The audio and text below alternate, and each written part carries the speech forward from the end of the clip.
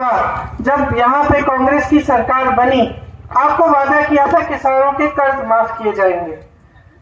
जैसे 24 घंटे नहीं हुए थे, 24 घंटे नहीं हुए थे कि बघेल जी और राहुल जी की बात हुई और पहली जो मीटिंग थी मंत्रिमंडल की, पहली सभा में यह तय किया गया कि आज से हम किसानों के कर्ज माफ करना शुरू करेंगे। हुआ कि नहीं हुआ? हुआ। आपने खुद देखा, आप में से कई किसान भी होंगे जिनके कर्ज माफ हुए, तो आपने खुद देखा कि ये काम हुआ। भाजपा के लोग क्या कहते हैं? इसके लिए पैसे नहीं है।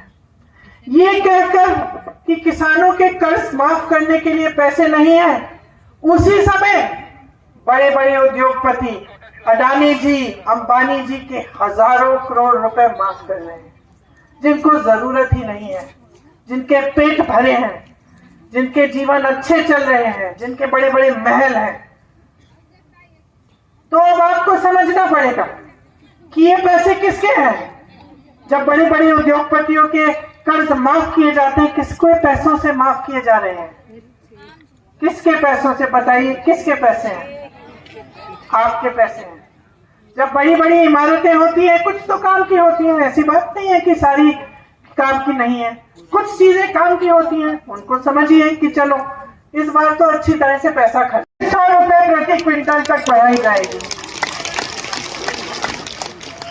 छत्तीसगढ़ के किसानों का कर्ज माफ किया जाएगा। केजी से लेकर पीजी तक बच्चों की शिक्षा मुफ्त होगी। सभी सरकारी स्कूल आत्मानंद स्कूलों में अपग्रेड होंगे। जो आज चल रहे हैं उनको और अच्छा बनाया जाएगा। जो आत्मानंद स्कूल है, आपने सुना होगा, इंग्लिश मीडियम है, उसमें बहुत अलग तरह की पढ़ाई होती है, उस तरह से इनको बनाया जाएगा। तेंदुपत्ता प्रति मानक बोरा की दर 6,000 रुपए और 4,000 रुपए सालाना बोनस होगा। भूमिहीन कृषि मजदूरों को 10,000 रुपए मिलेंगे। 200 यूनिट फ्री बिजली आप सबको मिलेगी। जब आप सिलेंडर को भरने जाएंगे तो 500 रुपए की आपको सब्सिडी मिलेगी। 17.5 लाख गरीबों को आवास मिलेगा। वन उपज का जो एमएसपी है, जो न्यूनतम समर्थन मूल्य है, उसके अतिरिक्त आपको 10 रुपए मिलेंगे वन उपजों के लिए। 10 लाख रुपए तक आपको मुफ्त इलाज मिलेगा। सड़क हादसों, आकस्मिक घटनाओं में मुफ्त इलाज मिलेगा। तीव्र फसल की एमएसपी पर खरीद होगी, जिन पर हमें गर्व है। दो उम्मीदवार दोनों में है, तो हमें बहुत गर्व है कि छत्तीसगढ़ में काफी ज्यादा महिलाओं को टिकट मिले हैं चुनाव को लड़ने के लिए। जब भी मैं बघेल जी से हूँ, छत्तीसगढ़ के बारे में वो बातचीत करते हैं कि क्या क्या किया है उन्होंने, हमेशा महिलाओं की बात करते हैं। हमेशा बहुत गर्व से मुझे बताते हैं कि महिलाएं सबसे ज्यादा आगे बढ़ रही हैं छत्तीसगढ़ में।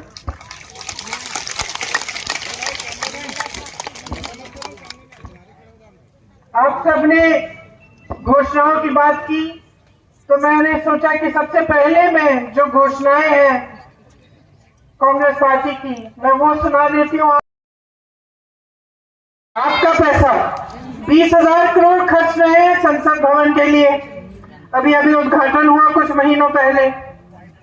जब उन्होंने ये घोषणा की, उस समय मैं उत्तर प्रदेश में काम करती थी। उस समय गन्ने के किसानों का जो बकाया था वो 15,000 करोड़ रुपए था। किसान सब सड़क पे थे। गन्ने के किसान बकाया मांग रहे थे, बाकी किसान कह रहे थे कि हमें ये काले किसान के कानून नहीं चाहिए। उसी समय जब इनका बकाया 15,000 करोड़ रुपए था, आपने घोषणा की कि 20,000 करोड़ रुपए हम संसद भवन की सुंदरीकरण के लिए करें। 50% महिलाओं के लिए आरक्षण, लड़कियों के लिए आरक्षण रखा। बेटियों की शादी के लिए 50,000 रुपए की मदद मिली, ताकि आप मजबूत बने। भाजपा की सरकारें क्या कर रही है? चुनाव आने लगता है तब घोषणाएं करते हैं। मध्य प्रदेश में गई, 18 सालों से सरकार है बहनों, भाजपा की 18 सालों से वहां सरकार है। 18 सालों से महिलाओं के लिए कुछ नहीं किया। अब चुनाव आप अपने पास वाले प्रदेशों में देखो, मध्य प्रदेश में थी, पशुओं की कितनी बड़ी समस्या है। उत्तर प्रदेश में मैंने काम किया है। बहनों, आपकी तरह जो बहनें हैं पूरे दिन खेतों में बैठती हैं कि आवारा पशु आएगा, खेत खा जाएगा, चल जाएगा। पूरे दिन धूप में बैठती हैं और जब वो घर जाती हैं तो पूरी रात उनके पति किसान जाके बैठते हैं कि भाई हमें पहरेदारी करनी पड़ेगी। क्योंकि दाम में बेची गई हैं, ज्यादातर अडानी जी को दी गई हैं। जितने भी बंदरगाह हैं, जितने हवाई अड्डे हैं, जितनी बड़ी कंपनियां हैं, ज्यादातर इन लोगों को सरकार ने दी। तो ये सरकार आपसे पैसे छीनती है, आपकी संपत्ति का इस्तेमाल करती है और बड़े बड़े उद्योगपतियों को देती है। मेरे से पहले क्या क्या भाषण देके गए। हम भी हर प्रचार के लिए कहीं जाते हैं, तो देते हैं, लोगों से बातचीत करते हैं। यहाँ मेरी बहन बहुत सारी बैठी हैं। जब भी छत्तीसगढ़ आती हूँ तो सबसे बड़ी खुशी मुझे इस बात की होती है कि मेरी बहनें बाहर आती हैं और बातों को बहुत ध्यान से सुनती हैं।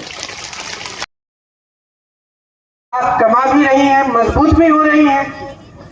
तो इस तरह की हमारी नीतियां रही हैं। यहाँ 10,000 गोठानों का निर्माण किया गया है पिछले सालों में।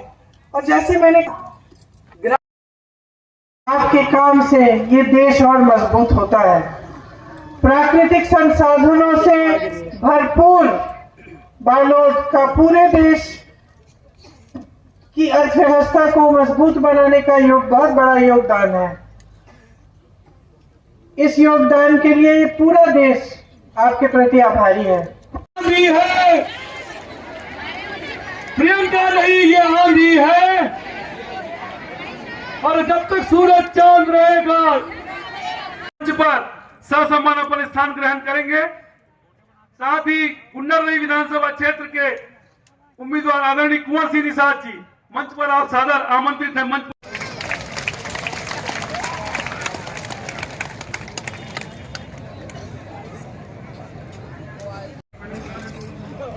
आदरणीय कोको पानी जिला सुनेन। एक बाद में हमारे संचारी बालोद विधानसभा क्षेत्र की कांग्रेस की सरकार ने क्या उठाना है कि आज पूरा देश है आपकी अस्पताल में है, स्वयं सेवा समूह की महिला काम में है।